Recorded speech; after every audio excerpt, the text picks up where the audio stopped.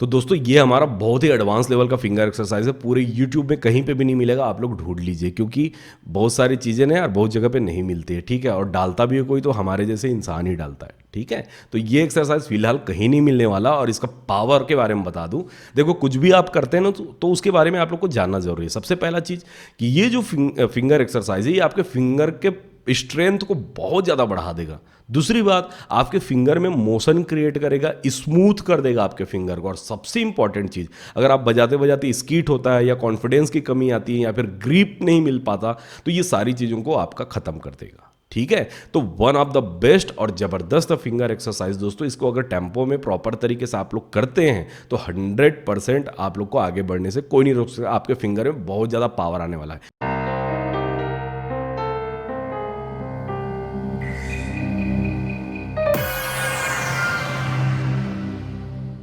Hello दोस्तों, मैं विनीश और आज के हमारे एक और नए वीडियो में आप लोग का स्वागत है। दोस्तों आज का वीडियो यार ज़बरदस्त होने वाला है उन लोगों के लिए जिन लोगों को सारे कॉर्ड आते हैं, सारे स्केल आते हैं। बोलते हैं ना सर मुझे सारे कॉर्ड आते हैं लेकिन गाना प्ले नहीं होता। अच्छा जी, मुझे सारे स्केल आते हैं लेकिन मेरे से गाना नहीं बजता। बहुत अच्छी बात है भाई। इतने सारी चीज़ें आने के बाद भी आप लोग को कुछ नहीं होता, इसका रीज़न कभी सोचे हैं कि क्यों नहीं होता? भाई यही तो समझ नहीं पाते हम लोग। सर मैं बहुत मेहनत करता हूँ लेकिन मुझे रिजल्ट ही नहीं मिलता। भाई मेहनत तो करनी है लेकिन हम गलती क्या कर रहे हैं या फिर हमें और कौन से स्टेप्स लेने हैं इसके साथ, ठीक है, ये समझना बहुत ज़रूरी है। आप लोग कॉर्ड सीखते हैं, स्केल सीखते हैं क्योंकि कोई गाइड करने वाला नहीं है ना यार कि एक्चुअली सीखना क्या है। चलो ठीक है, स्केल कॉर्ड सभी चीज़ सीखना है लेकिन प्रोसेस कोई नहीं बताएगा कि स्टेप बाय स्टेप कैसे सीखना है। स्कूल में जाते हैं तो दुनिया पढ़ती है, स्कूल में पढ़ते हैं ना क्लास 1 क्लास 2 क्लास 3 क्लास 4 कि डायरेक्ट 12वीं क्लास में बैठ जाते हैं जाके। लेकिन म्यूज़िक में तो कोई आपको रोकने टोकने वाला है नहीं। अब पहले दिन से सीधा कॉर्ड बजाना चालू, दूसरे दिन से सीधा स्केल बजाना चालू, तीसरे दिन से गाना, और डायरेक्ट गाना ही निकालना चालू, आए और गाना निकालना चालू। यार ABCD नहीं पढ़े रहेंगे तो ऐसे कैसे लिखेंगे? अनाराम 1 2 3 नहीं पढ़े रहेंगे तो बड़े बड़े मैथ्स को कैसे सॉल्व करेंगे? सबसे पहले तो बेसिक लेवल के बारे में जानकारी होना चाहिए ना यार। चलो ठीक है, एक लेवल पे आप चले गए, आपको सारे कॉर्ड्स आते हैं, आपको सारे स्केल्स आते हैं, फिर भी जब गाने में अप्लाई करते हैं तो आपसे अप्लाई नहीं होता। क्यों पता है? क्योंकि आपका फिंगर्स जो है ना ये आपको सपोर्ट ही नहीं करता।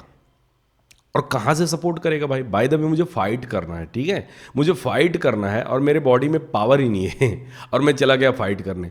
भाई मेरा दिमाग तो कह रहा है कि इसको मारो 3 घुसे, लेकिन मेरा बॉडी यार उतना पावर ही नहीं है, काम ही नहीं कर रहा। तो मैं कैसे, मैं मारूंगा भी तो एकदम ऐसे हल्का से पड़ेगा, ठीक है। तो कहने का मतलब है कि जब आप कोई चीज़ को सोचते हैं ना म्यूज़िक में कि मैं अच्छा म्यूज़िक प्ले करूँ, मैं भी इसी तरीके से बजाऊँ, सब कुछ सही है, आपका इमोशंस वर्क करता है, आपकी फीलिंग वर्क करता है कि मैं भी इस तरीके से गाने बजाऊँ, इस तरीके से कॉर्ड लगाऊँ। कभी कभी पहला कंडीशंस क्या होता है कि पहला कंडीशन ये होता है कि आपको शायद वो जो कॉर्ड लगा रहा होगा वो कॉर्ड आपको पता ना हो।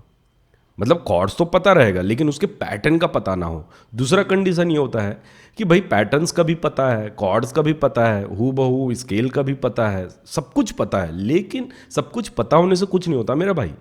यहाँ पे सब कुछ पता होने से कुछ भी नहीं होता। आपका ब्रेन जो कमांड देता है वो फिंगर को फॉलो करने आना चाहिए।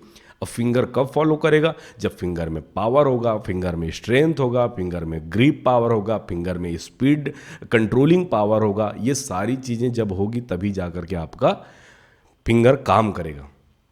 नहीं तो फिर ऐसे ही बहुत सारे लोगों का रोना है कि सर मुझे सारे कॉर्ड आते हैं, सारे स्केल आते हैं, मेरे से गाना नहीं बजता, गाने का स्केल नहीं निकलता, कॉर्ड अप्लाई नहीं होता, शिफ्टिंग नहीं होता, ये नहीं होता, वो नहीं होता, स्पीड नहीं होता।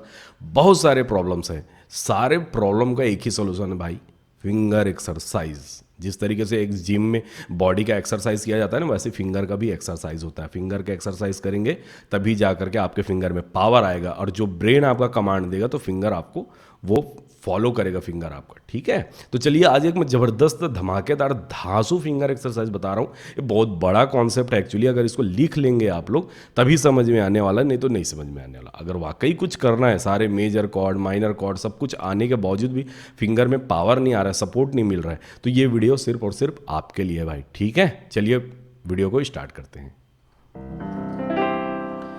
तो सबसे पहला चीज़ है, देखो हमको समझना होता है कि फिंगर का मूवमेंट एक्चुअली क्या होता है। या तो वो असेंडिंग जाता है या तो डिसेंडिंग आता है, मतलब जाना और आना ही तो है। यहाँ से ये जा रहा है या आ रहा है, यही होता है भाई, कॉर्ड में भी यही होता है, ये जा रहा है या फिर आ रहा है। मतलब ये असेंडिंग और डिसेंडिंग का खेल है, जैसे इंडियन क्लासिकल में आरोह अवरोह पढ़ते हैं ना, उसी तरीके से। ठीक है, तो चलो फटाफट मैं कॉन्सेप्ट पे आता हूँ। या हमें प्ले क्या करना है, हमारे पास कितने 5 फिंगर हैं। अब ये 5 फिंगर को बूस्ट करना है और राइट हैंड में भी 5 फिंगर है, तो बोथ हैंड एक साथ हमें दोनों में पावर डालनी है। होता है ना यार, पेड़ है तो पेड़ में हम लोग पानी डालेंगे तभी तो जा करके वो बड़ा होगा, और जब बड़ा होगा तो फल देगा। और तो ये फिंगर एक्सरसाइज जो है ये पानी डालने का काम करता है आपके फिंगर में। अगर पानी नहीं डालेंगे तो सूख के तो मर जाएगा। ये सिंपल सा लॉजिक है। ठीक है, शॉर्ट वीडियो में भी बहुत ज़्यादा बता नहीं सकता मैं, बहुत बड़ी थ्योरी है। ठीक है, तो चलिए हम लोग फटाफट स्टार्ट करते हैं। अब हम लोग क्या करने वाले हैं कि 5 फिंगर मतलब सिंपल सा चीज़ है। मैं 5 4 3 2 1 डिस्क्रिप्शन में भी आप लोग को प्रॉपर तरीके से इसका मेथड मिल जाएगा और आप लोग को सामने भी डिस्प्ले में दिख रहा होगा। ठीक है, 5 4 3 2 1 फिंगर नंबर पहले जानना जरूरी कि ये भैया 5 नंबर होता है। जो छोटा फिंगर है ये 5 4 3 2 1, थंब हमेशा 1 होता है। और ये राइट हैंड में भी 5 4 3 2 1 थंब हमेशा 1 नंबर होता है। ठीक है, तो इसको पोजीशन बनाएंगे हम लोग इस तरीके से। ये देखो, ये फर्स्ट ऑक्टिव और ये थर्ड ऑक्टिव, ध्यान से समझिएगा। ये फर्स्ट ऑक्टिव, ये थर्ड ऑक्टिव, मतलब पांचों फिंगर का हमने सबसे पहले तो पोजीशन बना लिया। ठीक है, उसके बाद क्या करना है 5 4 3 2 1। ठीक है, और राइट हैंड में भी 1 2 3 4 5, मतलब दोनों एक साथ C D E F G। मैं सिंपल वे में बता रहा हूँ, एकदम धीरे धीरे, आप लोग इसको बाद में स्पीड कर लेना अपने टेम्पो के हिसाब से। ठीक है, पहला क्या हो गया हमारा concept, C D E F G। Second D से स्टार्ट होगा, same to same D E F G A। Third E से E F G A B। ठीक है, और फोर्थ F से F G A B C।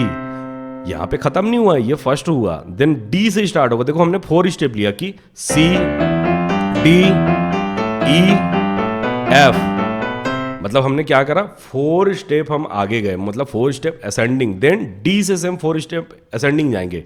1 मतलब वही D E F G A। ठीक है, देन E से E F G A B, then F G A B C। ठीक है, then G A B C D, मतलब 4 step आ गया है। 1 2 3 4। पहले C से 4 स्टेप आगे गए, देन D से 4 स्टेप आगे गए, देन E से 4 स्टेप आगे जाएंगे। 1 2 3 4, देन F से 4 स्टेप आगे, 2 3 4, देन G से 4 स्टेप आगे, 2 3 4, देन A से 4 स्टेप आगे, 1 2 3 4, देन B से 4 स्टेप आगे, 1 2 3 4, देन C से 4 स्टेप आगे, 1 2 3 4। इस तरीके से आप लोग प्रैक्टिस करेंगे भाई। ठीक है, C से 4 स्टेप, देन D से 4 स्टेप, देन E से 4 स्टेप, देन F से, G से, A से, B से, C से, मतलब C to C तक आपको 4 स्टेप आगे जाना है। देखो C D, ये C से 4 स्टेप, देन D से, देन E से, F से, G